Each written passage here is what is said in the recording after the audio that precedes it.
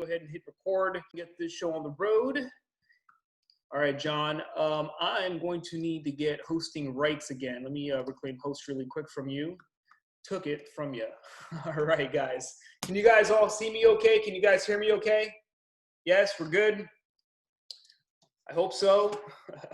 We're going to go ahead. I can hear you.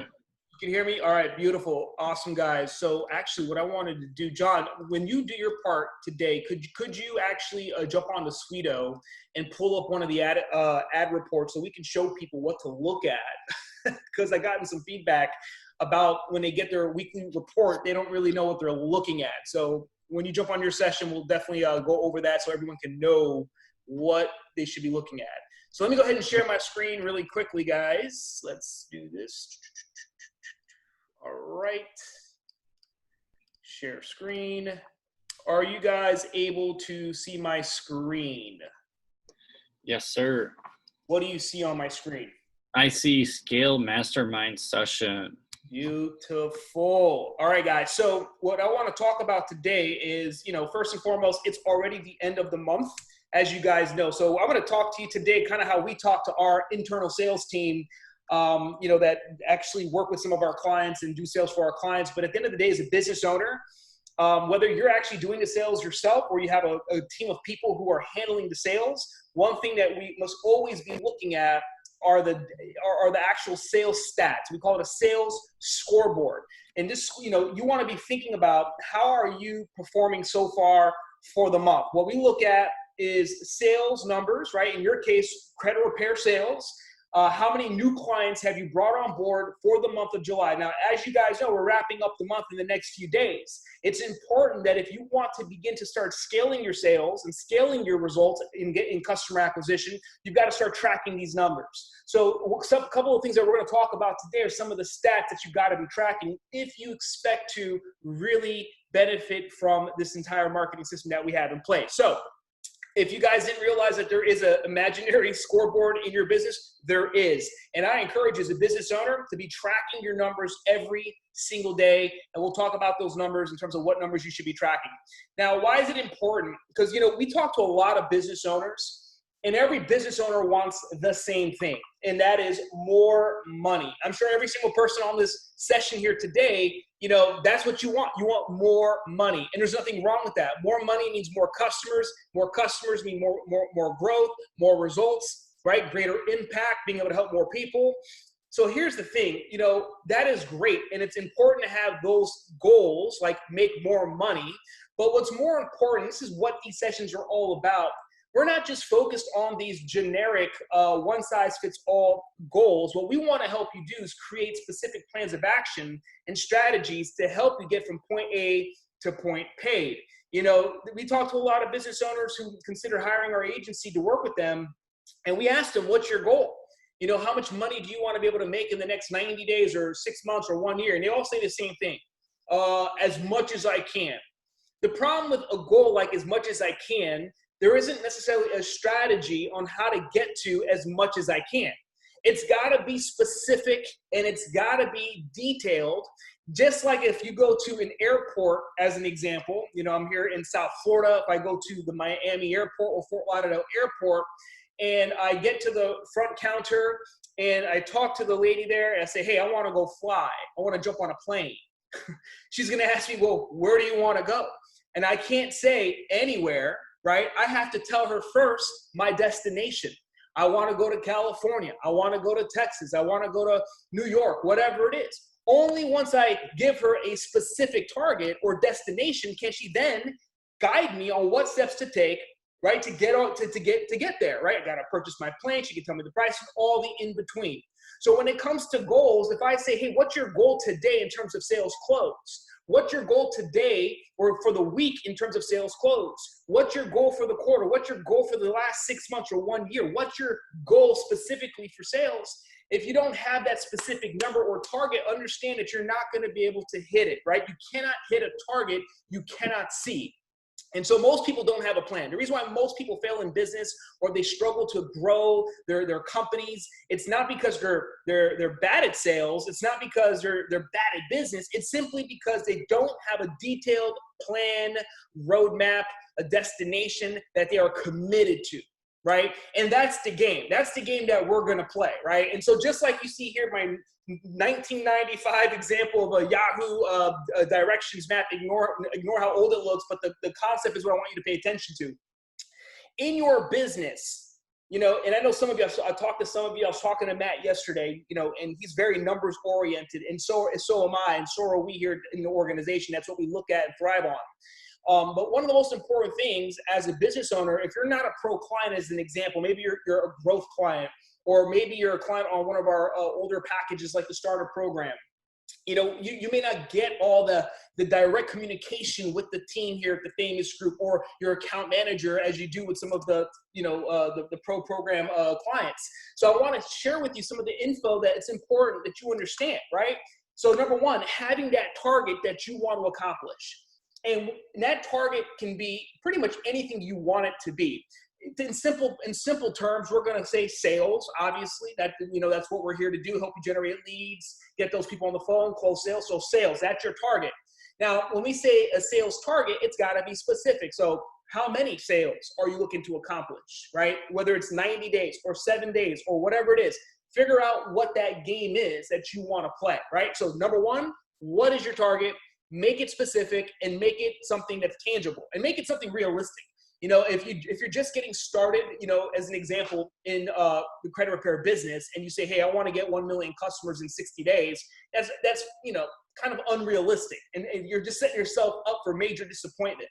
So set a target, right? That number one, it's tangible, number two, specific, and number three, believable, meaning you believe that you can actually accomplish it, and you have the confidence that you can go out there and make it happen. Number two, time frames. This is really important because having a time frame really determines everything. As an example, if I go to the airport and say, hey, I want to go to New York, right? I know where I want to go. I got my destination, I got my target. I want to go to New York, and then I never tell her when. Do you realize she cannot put me on a flight because there's flights all day, every day, throughout the week, throughout the year, right? So I got to be specific. So when do I want to accomplish this goal, right? Do I want to sign up 30 customers a month? Do I want to sign up 30 customers in a year? Be specific. And once you know that time frame, then of course you can reverse engineer to break it down to how many sales you need per month, per week, per day, per hour. Now, once you get very clear on your target and your time frames, very important. That's step one. Step two. Step three is a strategy. How are you going to get there? How are you going to make that happen? And I'm going to show you exactly how we do that, okay? And obviously, working with the Famous Group in our system, we give you the tools you need to make it happen. But ultimately, you want to have a strategy, a very clear-cut strategy, just like this map here. It says here, turn left, take ramp onto I-80, take exit number 257. It's so specific.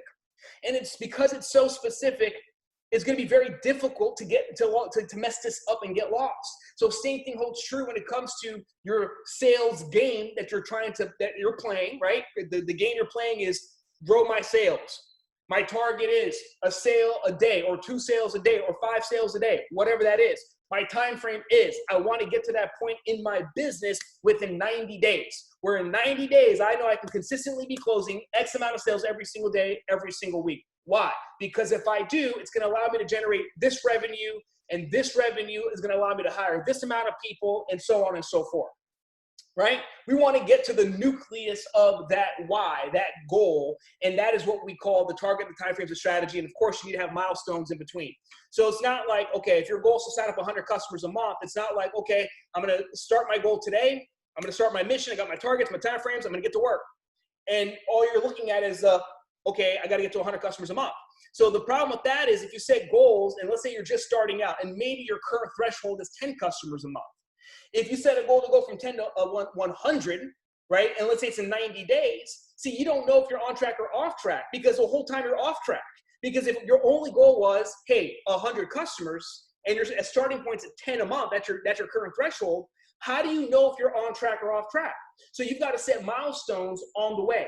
Right? Milestones on the way. So let's imagine month 1, my goal is to close 10 sales. Okay, cool. Month 2, my goal is to get to 35 or 40 sales. Cool. So now we know that that's the goal. Now that's not the final goal. It's simply a milestone to the actual main goal of 100 sales, right? Month number 3, I want to triple what I did in that second month.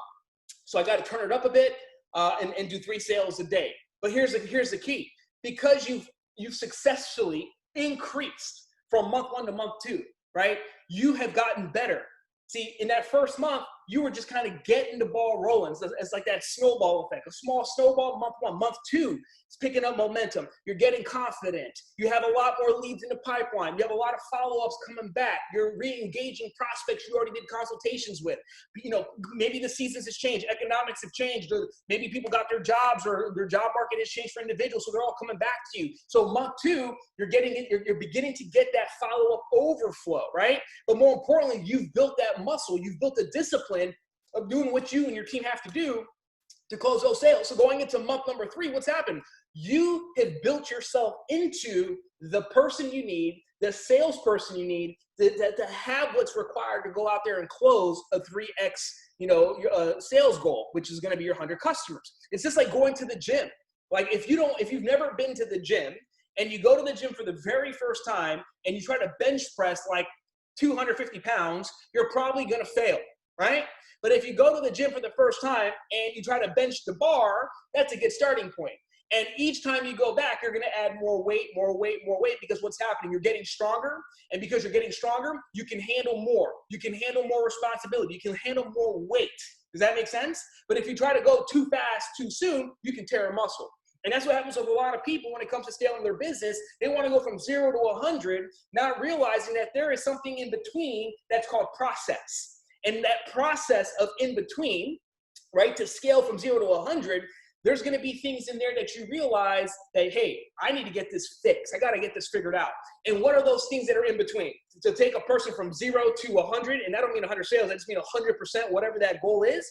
Well, it could be operations. See, maybe you don't realize, man, I don't really have a good onboarding process for my clients. We sell the service, but then we lose them because we can't onboard them in a way where they feel comfortable and confident with what we do. Maybe it's going to be a matter of having your systems on the back end to deliver the results in a timely fashion, right? So what's going to eventually show up as you start scaling your business is your blind spots, the flaws. And those blind spots and those flaws, guess what? Are the reasons, are the limitations, right? It's the hidden enemy that's preventing you from exponentially exploding your business. And that is why it's important that when we set a goal, like as an example, in our own company, when we set goals, we set a goal, and one of the first things we try to do is we have a little team meeting, and the first thing we do is we try to think about all the obstacles and challenge that could get in the way of the goal, right? That's what we try to figure out first and foremost. Because if we're going to go to war, if we're going to go play a game, right, there's going to be hidden opponents and enemies. And I don't mean other people. What it can simply mean is your systems, your processes, right? And so what we've got to realize, it's not just a matter of I set a goal, boom, I snap my fingers, and that's what it comes down to. To scale a company successfully, to go from 0 to 100, 100 to 500, 500 to 1,000, it takes focus. It takes discipline. It takes having a target. It takes having timeframes in place. It takes having a strategy. So I hope this makes sense, guys. So a couple of metrics that you want to start tracking, simple metrics that you can track with the system that we put in place with you to assist you on this scaling journey. Number one, number of new leads coming in your system every day. Every single day, every single week. Because your new lead flow will determine your deal flow. Your lead flow will determine your deal flow. Does that make sense? New leads to a business is like oxygen to the body. So if you don't have a consistent flow of new leads, guess what? Your business is going to suffocate, right? So the good news is we handle the advertising to drive leads consistently into your business at the lowest cost possible, at the highest quality possible with our strategy. So that's the good news. You got that in place, so you know you're generating new leads every single day. Now, I will tell you, the number of new leads you generate per day is in direct correlation to how much money you're spending per day on your ads. If you're spending $25 per day, you're going to get 3 or 4 leads a day on average. If you're spending $100 a day, well, you're going to obviously get anywhere from 10 to 20 leads every single day. So the volume of leads is going to be have a direct relationship to the number of deals you close. So we'll talk to some people and they'll say, hey, I want to double my sales. We have some clients right now. What I got to do to double my sales? I got to double my sales. And they think they have to change up an ad. They think they have to change up a funnel. They think they have to change a landing page. See, but they don't understand how these things work because they're not marketers, right? They're not conversion experts. They don't understand that stuff. The reality is the conversion rates of the ads to the landing page it's not going to get better than how we had it. We got, in some cases, clients getting $1.50 leads, $3 leads, $5 leads. It's not even about trying to make that better. Our landing pages convert best in the industry. Over 20% opt-in rate. Industry averages are 5%, so we're totally killing it. Booking rates, 40, 50% of the leads that come in, boom, book appointment. So that part, you can't improve that much more. I mean, you could try a 0.5%, but that's not going to really move the needle for you. So we have a client who's been with us for 4 months, 5 months. She's like, man, I'm killing it. I love working with you guys. I need to double my sales. I think I need to do a new sales page where it talks like this and has this and has that. And meanwhile, I talked to John, what was her ad spend? Oh, $15 a day. Well, that was the problem. The problem wasn't any of the marketing assets. The problem was her daily budget. She was spending 15 a day, getting 2 to 3 leads a day. So of course she's not going to have that exponential growth curve. Because why? She doesn't have enough leads. Remember, deal flow determines, lead flow determines your deal flow, right? So that's number one. So you got to make sure if you have a big goal, I want to close 100 customers a month. Great. Do you have enough leads to support that? Because if you don't have enough leads coming in, and it doesn't matter where they're coming from, whether it's from our advertising, from referrals, at the end of the day, if you don't have enough leads coming in consistently, you're not going to be able to hit that goal. So your lead flow determines your deal flow, right? So if that's your goal, you got to ask yourself, do I have enough leads to support? Number two, consultations booked. Now, I'd say the majority of the clients that we work with are selling credit repair services that are more higher ticket, and not just higher ticket, but more personalized in the sense that there's a lot more that goes into it. Trust me, we have all types of customers. We got customers right now that sell really low ticket credit repair, and then we got customers that charge thousands of dollars for the credit repair and everything in between. But I'll tell you, regardless of what the product is, if you're charging more, more than what the average, you want to make sure that you're getting people on a consultation of some kind, right? And when we say consultation, it doesn't necessarily have to be an entire in-depth credit analysis. It doesn't have to be a scenario where you have them pull their credit report, you go through every single item on the report to price them out. Like, you could do that. But if you want to be able to scale quickly, what you've got to realize is there's multiple stages in the sales process. I think one of the first things we have to look at is that initial consultation call is really a qualification call. Let me say it one more time. That consultation call is really a qualification call to see if this is the proper prospect for your program. Now, I know a lot of times we think, hey, I need to close a sale. I need to close deals. I need these people to sign up. The reality is, in business, what you're going to learn is one of the most expensive things you can have. One of your biggest costs in business will be bad customers. Bad customers. What do I mean by bad customers? Yeah, you can sign somebody up, right, on the front end and get them to pay. But if this is not the right kind of person for your program, it will cost you in the long run. And I don't necessarily mean money. I mean stress. I mean headaches. I mean time. I mean your reputation, right? So one thing to keep in mind, yes, we want to close as many people as possible, but you also have to understand that you're not looking for everybody. So the consultation call is really a qualification call. And so if you go into your qualification call with the mentality, I'm interviewing this prospect to see if they're a fit for my credit repair program. And if they're a fit for my credit repair program, then I will extend the opportunity for them to work with us so we can help them accomplish their credit goals. Period. Right? So if we go into that with the mentality that this is a qualification call more so than a consultation call, it gives us the advantage. It gives us a different perspective about that whole coming together with this prospect. So obviously, consultation calls being booked, that's important. But the next thing is consultations completed, right? So just because someone books a call doesn't mean you actually completed consultation. And how do we define consultation? I want to make sure you guys are still with me, but I can't see the chat window here. Let me actually pull it up. Let's see, chat. Are you guys still able to hear me okay? Oh, yeah. Oh, okay, cool. Just want to make sure. There's the chat. Okay, so, and I see we got questions, so I'll get to it at the end. Okay, so in terms of consultations completed, what is a consultation completed? Okay, so let's imagine John sees my advertisement on Facebook, right? He clicks on it, and then he goes to the landing page. He puts his information in there, name, email, phone number. He then goes through the survey. He then books a call. And then let's imagine that John actually shows up to the call. I call him up. I say, hey, John, this is Max from XYZ Company. I'm calling because you requested some information about your credit restoration services. And he goes, oh, I'm not interested. Click. Now, is that a consultation call completed? Is that a consultation call completed?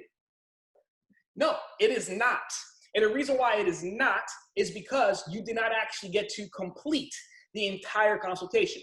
Because the purpose of a consultation call, like I said, is to qualify that prospect that they are, in fact, the right person for your program. But also, number two, that you give them the opportunity to know what you can do for them and the cost. We want to qualify them with the cost of the program, right? So if you never actually went through that entire qualification, the consultation process of explaining your program and your price, that wasn't really a completed consultation. So that's important, because what happens is, if you start tracking the fact that someone answered the call and they said hello and then that's it, or you got maybe through the first part of the script and then they hung up on you, if you start counting that as a consultation completed, that's going to ultimately hurt your sales conversion rates, right? Because what we want to look at is quality of consultations. Because here's the thing, if you start measuring those type of calls as completed consultations, it's going to make it very difficult to know where the problem is. Is the problem the lead? Is the problem you? Right? It's very difficult to know, because if we start just saying, hey, all these people completed consultations, and we train sales reps, right, on this all the time, and especially when they're brand new, they'll say, oh yeah, I completed 10 consultations yesterday. I'm like, oh, that's interesting. You didn't get a sale. So then we'll go ahead and look at all those consultations they completed, and they weren't really completed consultations. Maybe 3 of them were actual completed consultations. It was only 3 of them that they actually went through the whole pitch with. The other 7 weren't real complete consultations. So I want you guys to understand the distinction between a consultation, like a consultation completed versus a consultation incomplete, right? So what is the metric that matters? Completed. Meaning you went through the pricing, you went through the program, and the prospect was able to have a conversation with you, give you their objections or concerns, and at that point you were able to either close the deal or not close the deal, whatever the outcome may be. But the point is, you're able to complete that consultation, have a quality conversation, right? So that's important, because this is going to throw you off if you start thinking, oh, I did all these consults. No, you really didn't. Just someone answered the phone and hung up on you. That doesn't really count. What counts is, did you complete the consultation? Was it a thorough conversation? Did you explain your price? Yeah? Okay, cool. Completed consultation. Because then the next metric is deals closed. Because we're going to share with you what that average should be based on a quality consultation.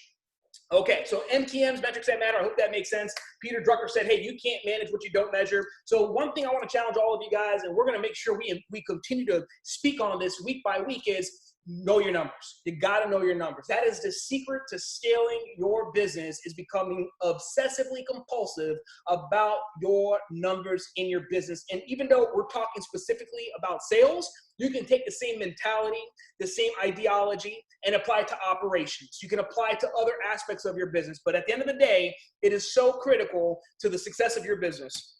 Okay, so let's continue here. Okay, so here are the conversion rates that we want to look at. This is what, at the end of the day, how we measure what's working, what's not working, okay? Consults completed to deals won. These are hard metrics here, right? Your soft metrics. Soft metrics might be like leads to consults booked, and then the mid metric might be booked to actually show up. And those are all things that we're looking at on the marketing side of things. But when it comes to sales side, what we want to look at is consults completed to deals won. So there's really, 3 levels to this: bad, good, and great, right? Bad is if you're doing 10 consults and you're getting 1 sale. 10 consults and getting 1 sale. There could be a couple of reasons why. If you're doing 10 consults and you're only getting 1 sale, a couple of reasons why. It could be, number 1, it could be the quality of the lead, right? So one thing that John and the account managers do with these check-in calls is, especially in that 45-day window, that second month, we want to know how many consultations you completed and what the sales conversion rate has been. Because that tells us what we need to adjust with the marketing, with the messaging, in order to either improve quality, right, or get things in better alignment. So it's very important, right? But if you're doing 10 consults and only closing 1 sale, that is considered below average, okay? What is considered good? It's considered good when you're doing 5 consults and closing at least 1 sale. That gives you about 20% sales conversion rate. So that means that if every single day you're doing 5 consultations and you're able to, and you have a solid conversion rate of 1 sale, that means every day you're closing a sale a day. Now, this is so important. Why? Because if you can do this consistently for 30 days straight or 60 days straight, where you're consistently able to maintain 5 to 1, 5 to 1, I do 5, I get 1, I do 5, I get 1, I do 5, I get 1. What eventually is going to happen is you'll do 5 and get 2. You'll do 5 consultations and then get 2 sales, right? So what makes the difference in terms of your ability to close more? Well, like I said, lead quality, that's number 1. Number 2 is going to be your ability to sell.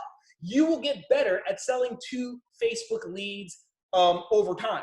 And it is a different animal. And I want to make sure you guys understand that. Selling to a cold Facebook lead is a learning curve in itself. It is not like selling to your cousin's neighbor. It is not like selling to the people who go to your church that see your social media posts and say, hey, you fix credit. I need to get my credit fixed. I'm going to come to you. It's not like what Mr. Trey Davis said in the interview we did last week. You know, he was in the in the hair and beauty business as a barber. He was able to talk to his clientele. And it's funny because, you know, we said, hey, if they trust you with their hair, right, they're going to probably trust you with, you know, maybe fixing your credit, right? So at the end of the day, it's a little different. And he understood this. It's a little different selling to complete strangers off of Facebook and Instagram than it is to selling anybody else. So it's not that one is better than the other. It's just different, right? And we talked about this last week, mastering all your channels, organic social, paid social, referrals. You need all of them, not just one of them, right? So getting to the point where you know confidently, consistently that, hey, for every 5 consults that's happening, boom, 1 sales close, that's a beautiful place to be because that is something you can scale. Now, if you get really great at this thing, you're going to be looking at 2 sales for every 5 consultations. Okay, so this is what you want to measure. If you're going to be looking at solid sales numbers, this is what you want to be measuring, okay? Now, so I was having a great conversation, I think, yesterday with Matt, and, you know, we were talking about looking at the scale dashboard and the total number of leads that are in there and how it may not be lining up with sales conversion. Well, I want you to understand that what you see on your scale dashboard is a lagging indication of what is actually happening. Because what you'll see when you first log in is just total leads. Now, keep in mind, total leads means every single lead that came in through the marketing campaign advertising. Now, some of those leads are ready to buy now, right? So some of those people, they're already going straight through the funnel. They're ready to sign up. Some of those leads are ready to buy later, meaning they're not ready to jump on a call yet. They're not ready to purchase just yet, right? They're just shopping around.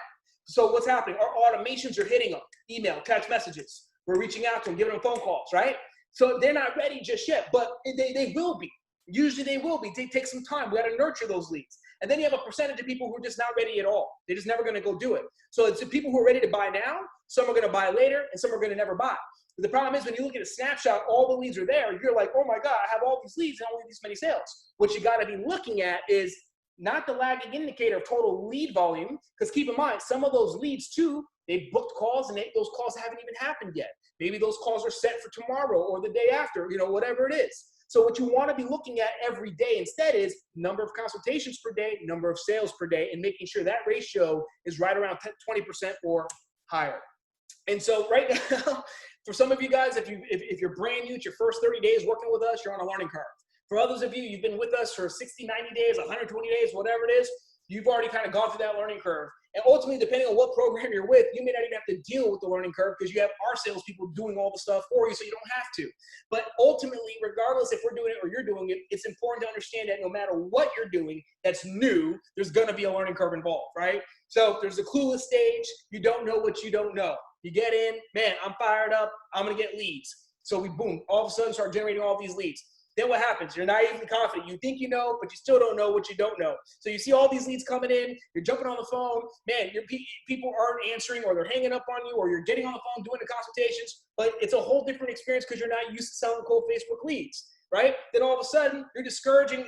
You're in that stage of discouragingly realistic. You know what you don't know. Now you realize, man, I don't really know how to sell to Facebook leads. I don't really know. I don't think I'm even using the scale system correctly. I don't even really know if my offer, my pricing, my program is actually a good offer or good price. See, what begins to happen is you start going through the initial learning curve, you start either blaming other people and other things for why it's not working, or you take on the mentality of, what can I do better, right? This is make or break right here for people. Either you take responsibility and ask yourself, what can I do to improve, right? How can I work with my team to be able to make this happen? Or you take the mentality of, man, this doesn't work and these guys suck and ads suck and Mark Zuckerberg sucks and Instagram sucks and nothing works. And oh man, it's so funny because some of those people are eventually going to just end up quitting the credit repair business altogether because they're not in the mentality of having ownership of their business, right? But then ultimately people who stick it out and realize, hey, it's a learning curve. I got to get through this, right? They stick it out. They do what they got to do. Eventually, things begin to click. Eventually, they get into flow. Eventually, they kind of reach that momentum stage in their business with the whole process. And guess what? Mastery's achieved, and they know it. And then they end up Slack messaging us, hey, I did 100 grand in 90 days. How can I do 100 grand every 30 days, right? And that's what happens when they go through the learning curve. So no matter where you are in the process, you got to trust the process. We talked about that a couple of weeks ago.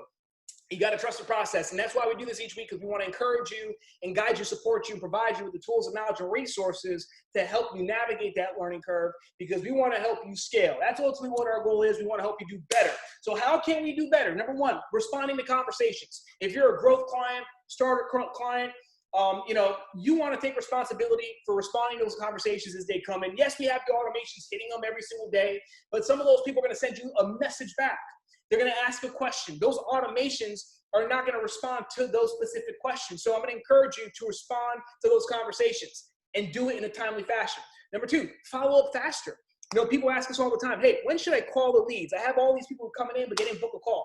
The best time to call a lead is like yesterday, right? The minute they opted in, you want to be able to get on the phone with them as quickly as possible. And again, yes, we have automation, but don't wait for the automation to do everything for you.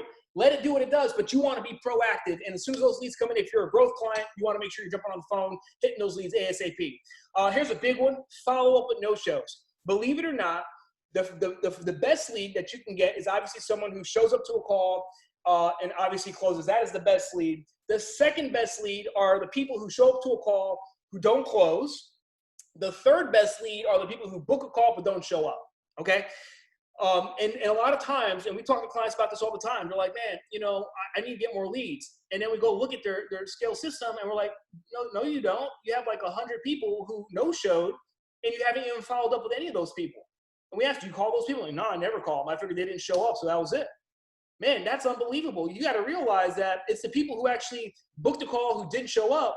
Those individuals may have not showed up for a million reasons. We may just assume, oh man, they just disrespect my time. They don't really care. They're not serious. That's not the case. Some of those people, yeah, they're clowning around, right? But there's another percentage of people, they didn't show up, and who knows why. It could have been something personal. Could have been an emergency. Could have been something where it slipped their mind. So I honestly believe that most people could probably pull another like 5%, 10% sales if all they did was just go into the no-show stage of their pipeline and just follow up with those leads. And it doesn't mean you have to call them all. You can send them a blast text message, a blast voice drop, just to re-engage those people. You'll be amazed at how many sales you get from that. The fourth way you can do better is use scale properly. This is the biggest thing. A lot of people aren't using scale the way it's meant to be used. And as a result, you're not getting all the power of all the automations and all the things that have been set up for you. I mean, what you have there is a 7-figure system, just so you know. Like all the things that are structured inside scale is the same stuff that we utilize for our agency that does over 7 figures. So it's the same thing. Like we drink our own Kool-Aid, right? So if we utilize it for ourselves and we utilize it for our top 6 and multiple 6 and 7-figure clients, you have the same structure, the same structure. It's just really about making sure you're maximizing it. It's like you all have a Ferrari, but you're all driving in first gear, right? And you're driving 20 miles an hour, but you're in a Ferrari or a Lamborghini that has a potential to just, rip, right? So you're not utilizing your scale Ferrari to its fullest potential. Number 5, do better with your sales scripting. We interview when our clients first enroll at the pro level, we ask them for their sales script, and you'll be amazed how many don't even have a script. Like, I just do it off the top of my head. I'm like, well, that's great. Maybe it works, but how do you know that how do you know what part of your script is actually the part that works and what doesn't work? How do you not, it's so important, right? So having scripting in place that allows you to start really creating the consistency in conversation, that will help you scale a lot faster. Your offer, this is a big one. Everyone in their mind has the best offer, but I want you to understand you got to put yourself in the position of the prospect that you're dealing with. You are not the only credit repair company, right? There's a lot of other credit repair companies. So what's so different about you that's going to make them say, I need to work with this company? And it's not the price. It's not always the price, guys. It's about how it's packaged and what you're including in there. One thing I recommend and we're not an affiliate of this provider. We have no business relationship with them other than the fact that we just think what they do is really cool. One big thing, one big hurdle, and I can tell you some of our clients that are on here today, you'll know what I'm talking about. You lose people, you'll close them on the front end and get them to pay, but then you lose them on the back end when you say, hey, you got to go sign up for credit monitoring. And then they end up they got to Identity IQ or, my FICO, whatever it is, and they got to go pay for it. So what ends up happening is you're creating more resistance and a bigger challenge, another step that someone has to go through, right? They're already like super skeptical and they've got their guard up and their resistance up and they're already shopping around a bunch of different other providers because, again, it's a cold lead, right? It came in off of advertisements. So that means you're actively searching the internet for credit repair services, so you're not the only option. So what you got to realize is, hey, what are some of the things that could be getting in the way of me not only, attracting people to my offer, but keeping them in? And one thing I'll tell you is, having a way to set up your monitoring services where maybe it's included. So there's a company that does that. And again, I don't have any relationship with them. We just know how it all works because we deal with this with our clients. So like Smart Credit, they have a cool program. I highly recommend it because it allows you to tell your customer, hey, credit monitoring is included in your fee. You don't have to pay for it. All these other companies are going to charge you for it, but with us, it's included, right? It's a beautiful thing. And then they also throw in the whole $1 million identity theft insurance. That's huge because, again, you're building an offer. Some of our top clients, they're part of a company called FES, Financial Education Services. And some of our clients in that program, they're probably one of the highest paid individuals in the credit repair space. They make millions of dollars in their business. And we sell and assist them in selling their program. And this is one of the key things. One of the key hooks that really helps close the deal is the fact that they have the Smart Credit app and all the tools that go with it, the $1 million identity theft. And it's something every single person here can do, right? So I'm not harping on this because I want to promote Smart Credit, but I'm trying to make a point here that analyze your offer and ask yourself, what can I do to make it more attractive? Right? Now, if you're doing all these things, great, keep doing them. It's not going to just happen, hey, I just do this one thing and it's going to fix everything. It's a process. It's a never-ending process. But always keep in mind that as you're pitching and you're selling and you're going through your process, some will, some won't. So what? Who's next? There are lots of prospects out there, but obviously if you're doing all the right things, it's just a matter of time before you start closing the deals you need to have. Now, I'm going to wrap up with this, and I'm going to transition off. Remember, guys, 48% of salespeople never follow up with a prospect. I see this happen all the time. 48% of people never follow up with a prospect. 25% of salespeople make a second contact and stop. So some of you guys, because you call somebody, they didn't answer, you stopped calling them. You stopped following up with them. You say, that person's not serious, right? Understand, you got to follow up. They're fortunate to follow up. 12% of salespeople only make 3 contacts and stop. Only 10% of salespeople make more than 3 contacts. Now check this out. Only 2% of sales are made on the first contact. This is a fact. This is a fact, guys. Remember how I told you there's some people, out of all the leads you got, you can put them in 3 buckets. Bucket number 1 are people who are ready to buy now. Bucket number 2, people who are going to buy later. And bucket number 3, people who are never going to buy.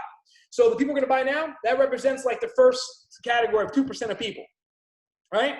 3% are made on the second contact. 5% of sales are made on the third contact. 10% of sales are made on the fourth contact. And 80% of sales are made on the 5th to 12th contact. So what does this tell you? The fortune is in the follow-up, guys. I wish there was a magic bullet. You know, even with our sales team, like we trained them to follow up 12 times with every lead within 4 weeks, right? If they boom, 12 times. That's the program. In addition to all the automation. That's what it takes to dig through the dirt to get to the gold, right? So these statistics are usually how you know if someone's making it happen or not, right? This is right here. And I can tell you the majority of people in general, not just the people here, but just in general, they get discouraged too quick. They quit on the prospect too quick. And I just want you to have that bulletproof mindset. Don't ride the roller coaster. Understand it's nothing but a numbers game, right? Okay, so that's my part. What I want to do now is transition into, I'm going to have John jump on here, and then we'll do a Q&A at the end. So, John, I'm going to go ahead and pass the screen off to you. So I'm going to stop sharing. I'm going to go ahead and make you the host so you can go ahead and share what you got to share today, sir. Sounds good, but I actually want to kind of reiterate something that you were sharing. Can you see my screen, Max? Yes, sir. I sure can. So these right here, and I know when we had our kickoff calls, pro clients, you guys don't have to worry about it because we have our sales team doing it. But this number one and this number three are so huge. And they're so huge because I have checking calls with clients. I had one yesterday and then earlier this week where I went through their conversations and they had 50 unread messages. 50 unread messages. Out of those 50, 20 people had responded to them.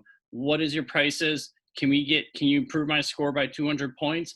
All of those things are possible. Those are so very possible, but you would never see it if you don't respond to your conversations. And then no shows, we all know life happens. Things occur. There's times where I tell friends like, hey, I'm gonna meet you at so-and-so place to go do something, and I get a flat tire or my car doesn't start. Things happen. Follow up on your no-shows. It's very, very important. You've already paid to get that lead and their attention and their contact information. They're never not a lead until they tell you no.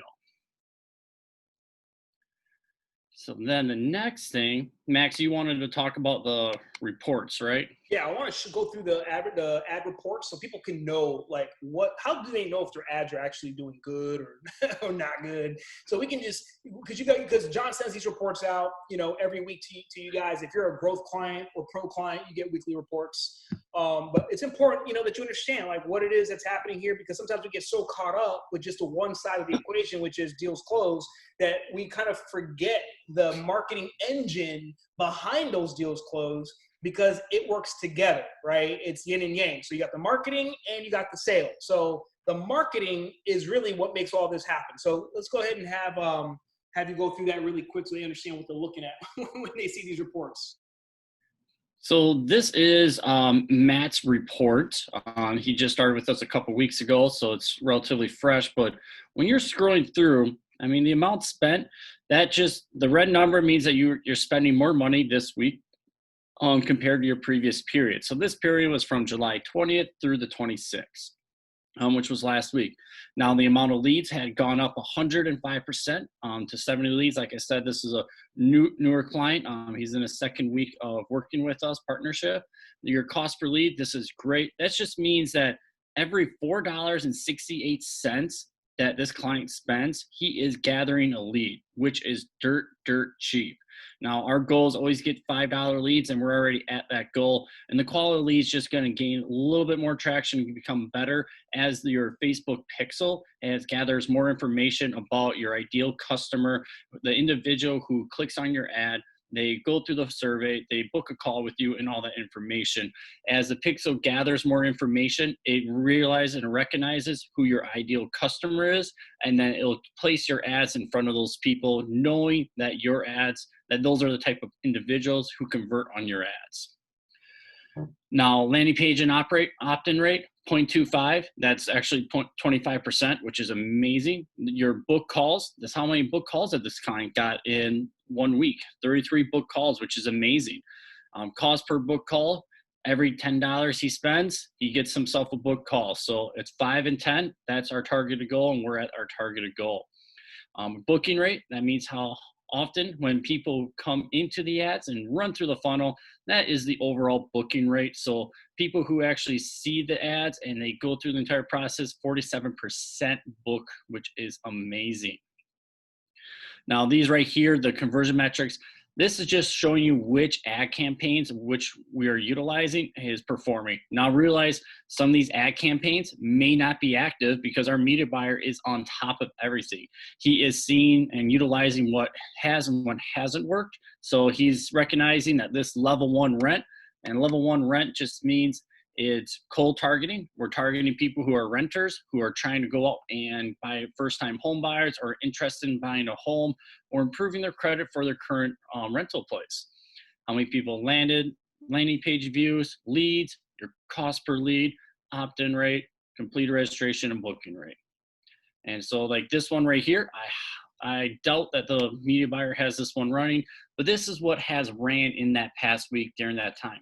Now realize our media buyer is going to test things out. He's going to see he or she's going to see what's going to work out the best. They're going to try new targeting, try new interest, a new location base. And when we do those, you'll see those different conversion metrics here. Also, one thing to note is this is at the campaign level. So within that, there's multiple audiences that are being targeted related to that. For instance, rent. So there's like multiple audiences that we're targeting within that. If we go to like credit, we're targeting multiple different segments of the marketplace, like Credit Karma, Lexington Law. We're doing advanced targeting to target these people that are in line with that particular interest. And then at the ad level, we're running two types of ads. Maybe John, you can speak to the different types of ads we run. Sometimes we utilize organic content that someone posts on their wall, and then stock, and then custom. Can you explain some of that to everybody? Yeah. So, like Max was saying about the ad sets, we have different interests. So, if I would go and Google search something like Credit Karma app download, when I go on Facebook, Facebook Pixel will recognize, okay, this person Googled this. Now he's coming on Facebook. Let's target this person, and that's what we utilize, like the credit. Now, the ads themselves, our media buyer has seen what he knows performs really well. We start off with everything our stock and our custom images, because our stock images have been proven to work well to get through that learning phase and get into the optimization phase as quickly and as efficiently as possible. So what we do is we utilize our stock stuff to get you all that learning phase and get you in that optimization phase. Now, once we're in that optimization phase, our media buyer will take things that he or she sees off your Facebook page, because he'll go to your Facebook page and they'll be like, wait, this image, I utilized it for client A and it performed extremely good. So let me use it for client B because they have a very similar image. So we'll pull things from your Facebook page, which is social media organic, and we'll use it as like a Trojan horse, because a person will see that image, they'll click on your Facebook profile, go to your profile, and they'll see that pulse and just that connectiveness that they see. And they're like, okay, this is a person, they're active, this is a great company, let me opt in, let me see what this company is all about. Yep. Part of the key thing to organic posts is that since it doesn't look like an ad, that's also why we utilize it. We want to have two types, the type of ads that look like ads, obviously, because for professional credibility reasons, but then the ads that don't look like an ad, Trojan horse, meaning people see it, they don't realize that it's an ad, but they're attracted to the image or video or whatever it is, they click on it, and then you'll find, we find that also really makes a difference with the conversion rates. Yep, exactly. It's just connecting to people. We got to connect to these. Like Max is saying, there's tons of different credit repair companies out there. We're trying to make that initial connection with that prospect, a positive one. So when you speak with them, it's a positive. They already have a positive mindset towards you, because they're shopping around. They're going to be window shopping, talking to people. It's how you can connect with them on the phone and over the phone is what's going to make the difference. One thing that we're going to be doing actually going into next month, and we're going to be rolling all this stuff out, and probably next week's session we'll be going into detail. But we're going to be rolling out a specific type of offer. We're going to do so everything that we have right now, as an example, that you're seeing for JMJ as an example, we're going to keep that running. And that is going to continue to feed the lead flow so we can feed the deal flow. But what we're going to be doing for our pro clients is we're going to be doing another, just for the next 30 days, starting in August 1st, that first week of August, we're going to kick it off. It's going to be a very specific and aggressive marketing campaign, really designed to sell and close as many prospects as possible. I'm not going to get too much into detail about it, but it's something that we're going to be talking about next week. And there's going to be some assets we're going to need from each of you guys to really if you're going to participate in this campaign that we're going to build out. We're going to need your help in setting all that up for you. But aside from what you're seeing here, like starting next month, we're going to introduce this new offer to the marketplace, because we want to roll something out that no one else is doing in the credit space to help you guys really explode your business in the month of August. So if you're looking to really increase your momentum, I guarantee what we're going to do for you guys in August is going to be huge. So make sure you're on next week. We'll talk about that because there's going to be quite a bit of things that we're going to need on your side in order to make it happen. So I just wanted to plant that seed because we're masterminding over here at the Famous Group on how we can help our customers scale even faster and more aggressively than ever before. And I got one more thing I want to show you guys, because I've gotten quite a few questions about it over the past week, and I just want to pass along the information to everyone. So as you can see right here, this is one of Matt's prospects right now, opted in on last Wednesday at 3:48 p.m. So now when someone sees your ad and they become a prospect and they enter their information, that is the starting point of that contact and that prospect's life cycle. So when they opt in, they're going to get these automated messages that we have in place for you guys to send out text messages and everything from the point of time that they opted in. Now realize if someone opts in and they see your ad at like 2 o'clock in the morning, and then that's when they opted in, this time was 3:48 a.m. Well, from that point on, that's when all of these automations will be sent out from 3:48. Now, if you can see that, so 3:48, the next day, 3:55, and then 1 p.m. So it's all based off of that time when they become a prospect and their life cycle. Now, if you want to change the times in which prospects are getting messages, all you have to do is just let us know and we can go in there and change it for you. Otherwise, it's based off the time that they actually become within your system and their life cycle. One thing in terms of changes and updates for growth clients and pro clients, you guys have access to something called, well, you're going to have access starting today to a VIP request form. That request form, so obviously you're on Slack with us if you're a growth or pro client. So anything you need, you could just obviously drop a message on Slack. But if you want something that's done like immediately and fast and whatever, what you're going to want to do is fill out this VIP request form so we can escalate directly to the necessary team to fulfill your request. So if you want to make a change to your calendar, you want to add a new member to your scale system, you want to, I don't know, whatever it is you need to do, you just fill this request out, and that way it's immediately going to be transferred directly to the right department so our team can start working on it. I'm going to drop the link here in the chat channel, so you guys should all have it. So you might want to save this, and we'll also post it in the Slack channels as well. But for all growth and pro clients, you get access to this pro request or VIP request form, so we can help expedite your requests.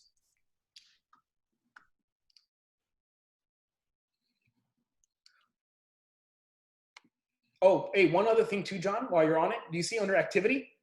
Nope. I was just switching back. one new update is our system now is also tracking which ad someone came from. So if you look where it says page visited, you'll see it says social media, that this person came from that, meaning that's the source they came from. They came from our social media ad. So this is something too that we're able to see now moving forward. Every single contact, where did they come from? What did they originate from an advertisement? Was it a manual upload? Was it something else? So you'll be able to see all this now, and this is really helpful. Sorry, I just saw it, so I forget I mentioned it, but I think we can wrap it up. I think we're done. Yep. Well, we have questions here. I think we had a few questions here.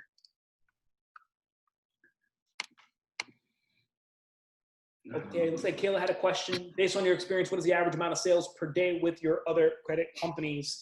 It just varies, I would say, John. I mean, when it comes to the number of sales per day, I mean, we can agree it probably has a lot to do with the number of consultations that are happening on a daily basis. Exactly. That's what it comes down to. It's your ability also to connect with that person. If you're kind of rude to the person on the phone, or you have a real slow sales pitch, no one's going to buy from you. You got to be able to connect. They got to be able to trust you, because they are giving you a lot of personal information at the end of the day when it comes to credit repair. Yeah, absolutely. It's just it's a combination of things: the number of leads coming in, number of consultations being completed. That usually has the big effect on number of sales per day. It looks like we have another question here. How, along with answering automations, you're answering the Facebook, the IGDM. Okay, so her question is, do Instagram, and John, you can answer this question, do Instagram DMs come into scale, or is it just Facebook DMs? It is just Facebook messages that come through their conversations, and that's it.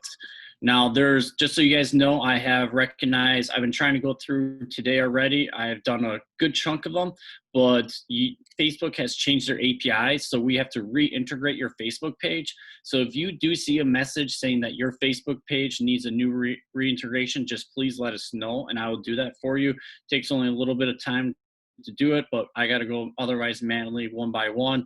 But to answer your question, no, only Facebook messages come through scale system. IG does not at this time because IG is mostly a mobile device and doesn't have a desktop version, an active desktop version. It's unfortunate. I wish that Instagram did have an open API where we could connect, but unfortunately it doesn't. Yeah. Correct. Yeah. And then 50 unread messages from Facebook? No. So there was 50 unread messages in their conversations. Do you want to pull that up, John, so they can understand what that means? Yep. So right here is conversations. When you come to conversations, you have unread, recents, and all. Matt does an amazing job by this. I always give him compliments on it. He has his messages pretty much unread. I'm going to mark this one as read for him. But as you can see, this is what you want eventually. This is what you want because you're not missing any important messages from prospects saying, hey, can you increase my score by 200 points? I have a score of 500. Is it possible to increase by 200? I want to buy a house next summer. Well, yeah, that's possible, but you would never see that unless you actually have your messages truly organized. It comes down to organization at the end. All right. I think that does it with all the questions. Awesome. All right, guys. Wait, we got one more. So, do Facebook ads transfer over IG ads? Yes. So, well, we place on both Facebook and Instagram for you if you have your Instagram account connected to your ad account. If you and I did a Facebook account access meeting initially, we should have access to it if you had a business professional account. And we're running on both platforms. It's no separate cost. It's the same cost within Facebook's Pixel is going to see which performs better on which platform. Yep. So the short answer is we do run it on both. Absolutely. Okay. And then it says here, the call team that calls leads, are they US based? No, they're not. They're all remote. They're all virtual. We follow the American Express and Courtyard Marriott model, which is hire talent abroad. And so, yeah, our team is all pretty much virtual.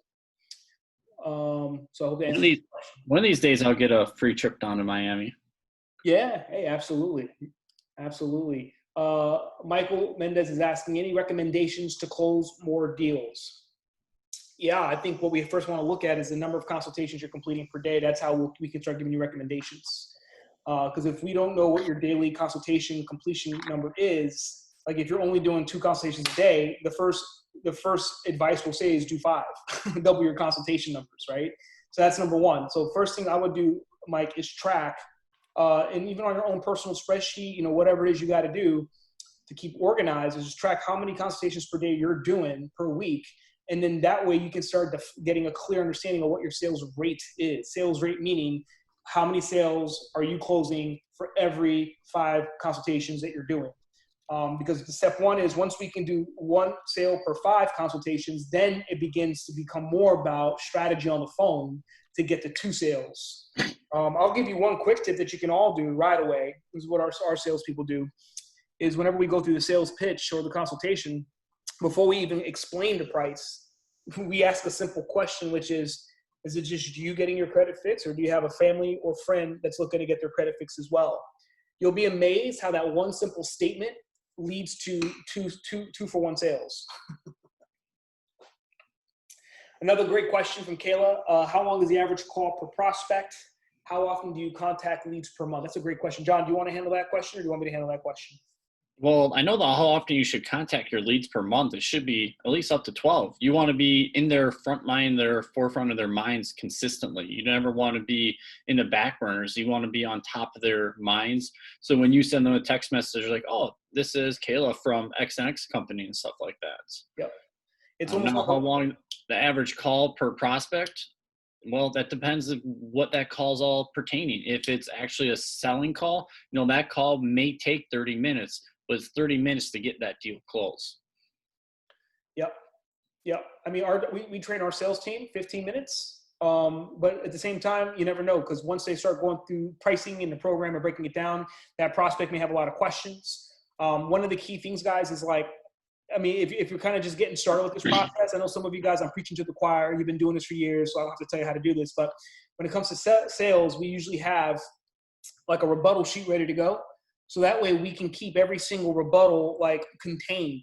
So that way what happens with salespeople, and I'm guilty of this too, we have a tendency to talk too much and over talk and oversell. So what you want to have in place is obviously canned responses. So if someone says, hey, I don't have the money to afford it, instead of it being like leaving it up to the salesperson to figure out how to handle that, give them a script right there where it says, okay, I don't have the money. Here's what you say. So you handle the objection in a few sentences, and then more importantly, you bring it right back to the close. Oh, you don't have the money? Does it mean that you don't have the full amount, or you don't have any of it at all? Oh, I don't have the full amount. Okay, well, how much do you have? You have at least $100? Yeah, I have $100. Okay, great. Let's get the paperwork out of the way, right? So just having these canned responses in place, because what takes the most time, honestly, and we train our sales team on this too, guys, is you want to spend the most time. The goal of the consultation is to get to the end of the consultation, meaning get to price. Get to price so you can get to the objections and excuses. Is the quicker you can get to the objections and the excuses, the more time you can spend handling your concerns, the easier and the faster you're going to be able to close that person. So you don't want to spend too much time on, building the rapport. Yeah, spend like a minute or two building rapport, but don't live there. Some people spend 15 minutes talking about their dog and their cat and their horse, right? Get through it, get to the program, get to the price structure, right? And get to the end so that person can start telling you why they can't sign up. Because then that way you can then begin to open up a conversation that will lead them to getting them signed up. Okay, another question. What not to say in a consult call, average sales per day? What not to say in a consultation call?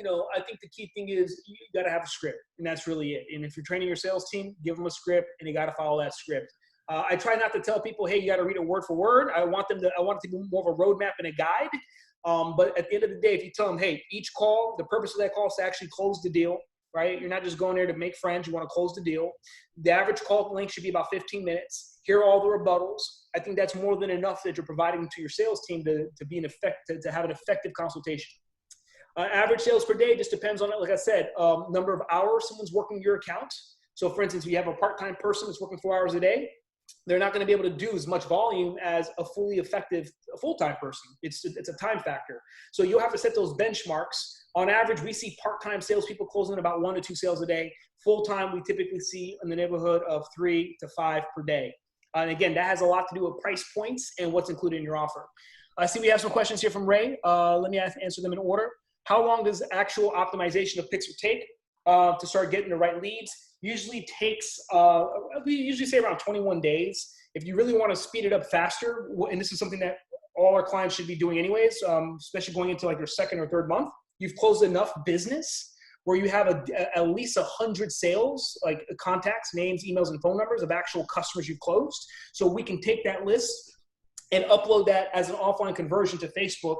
So then Facebook can start putting us in front of more people that are just like the people that purchased from us, right?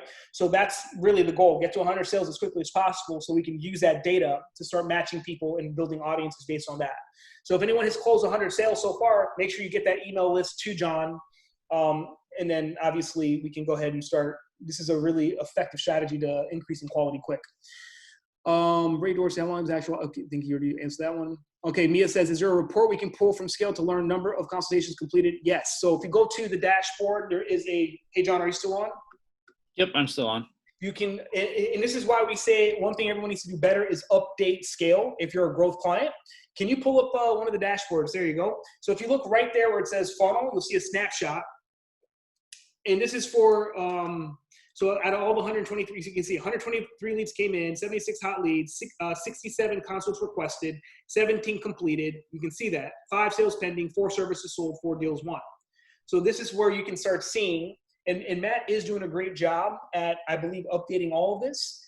So if we actually look at the sales rate, and this is what we want to look at. So, hey John, can you do the math on, I got my calculator. He has 4 services sold out of 17 consultations. So what is that sales conversion rate? That's what we want to be looking at. He's at 23% sales rate, which is pretty good considering it's like his second week, right? Or third week. Yeah. So it's pretty good just warming up. You know what I mean? So he's right where he needs to be in terms of that sales conversion rate. I think that handles all the questions. Yes, sir. All right. Well, guys, this is recorded. I think we covered quite a bit of information here today, which is awesome. We'll be sending out the replay link to everybody. And next week, we're going to be talking about a special offer that we're going to be creating for all of you guys that are, even growth clients. You'll be able to take advantage of this. So we're going to kind of map out what we need from you, certain videos, some of the key things in your offer that we need to modify and adjust so our team can get on this, because we want to help everybody have an explosive close of the summer. So I'm going to go ahead and stop recording.